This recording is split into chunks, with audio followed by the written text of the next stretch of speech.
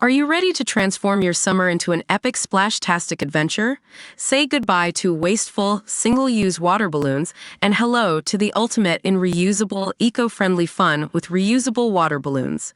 Check out the link in the video description to get yours on Amazon today. Jay Slater's family were hopeful when police called on Monday morning only to be met with a parent's worst nightmare, ex-Madeline McCann cop claims. Mark Williams Thomas, who has been working closely with the family out in Tenerife, says Jay's devastated family will still be left with questions after police found a body near to the search area. The family had vowed to stay in Tenerife until they found answers over Jay's disappearance, with Dad Warren, 58, remaining hopeful the teen would still be alive. But Spanish cops announced Monday morning they had recovered a body using a helicopter in the area Jay was last known to be in Masca. The Civil Guard have said everything is pointing towards the body being Jay, as they fear he may have accidentally fallen to his death. Jay's mom Debbie Duncan and the rest of the Slater family were reportedly told the tragic news just after 10 a.m. Former investigator Mark has now revealed how he thinks the family may have reacted to the shocking discovery. What they learned was every parent's nightmare. Human remains had been found and they fitted the description of Jay, his clothing and personal belongings being found with him. He wrote in the Mirror, "It was late morning on Monday and Jay's parents were asked to attend the police station for an update. They attended hoping for a positive update. What they learned was every parent's nightmare. Human remains had been found and they fitted the description of Jay, his clothing and personal belongings being found with him. To compound the devastating news even further, he was found at a pretty inaccessible place not far from the spot where Jay had sent his location to two friends shortly before 9 a.m. The family are now said to be facing an agonizing wait to find out how exactly the teen may have died. An autopsy is set to take place to formally identify the body, but the results aren't expected for several days, say cops.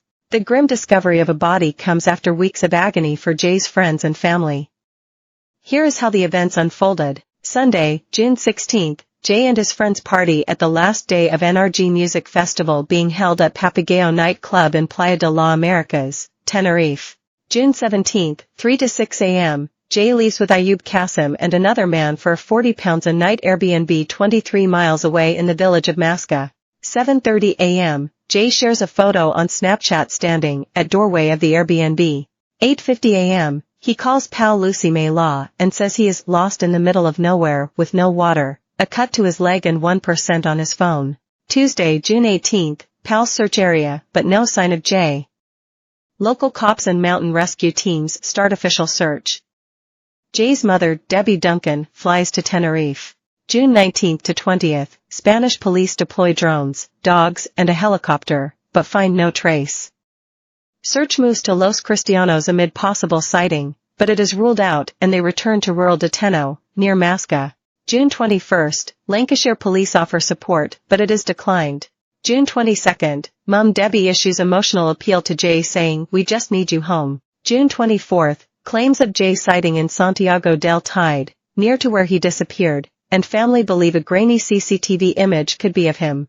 June 25th, Debbie issues plea for her son to come home as more friends fly out and TV investigator Mark Williams Thomas joins search. June 29th, cops rule Mr. Qasim and other man at Airbnb out of investigation.